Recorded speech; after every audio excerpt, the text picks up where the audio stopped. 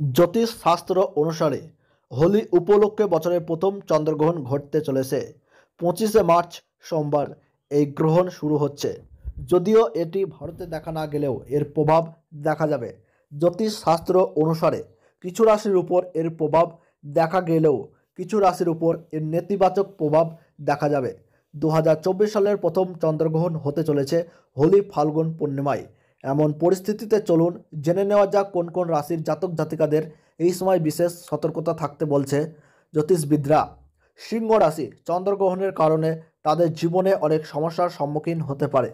এ সময় তাদের নানা ধরনের চ্যালেঞ্জের মুখোমুখি হতে হবে। চন্দ্রগ্রহণের সময় আপনার বিরোধীদের থেকে সতর্ক থাকুন। কোনো কাজ করলে ধৈর্য ধরুন।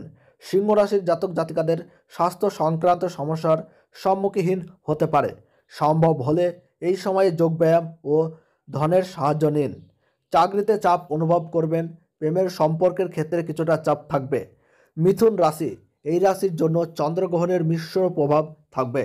স্বাস্থ্য সম্পর্কে কথা বললে আপনি এই সময়ের মধ্যে অত্যন্ত চাপ এবং ক্লান্ত বোধ করতে পারেন। চাকরি বা ব্যবসায় যে কোনো পদক্ষেপে সতর্ক থাকুন। সম্ভব হলে ব্যবসায় নতুন কিছু করার চেষ্টা করবেন না। প্রেমের সম্পর্কে ঝামেলা করবেন না। সম্ভব হলে এই সমস্যা কাটিয়ে উঠতে আপনার সঙ্গীর সঙ্গে কথা বলুন। বৃশ্চিক রাশি, চন্দ্রগ্রহণ তাদের জন্য নেতিবাচক প্রভাব ফেলবে।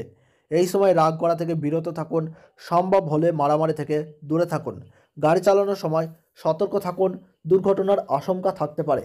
একই সাথে সাফল্য পেতে আপনাকে ঝুঁকি নিতে হতে পারে।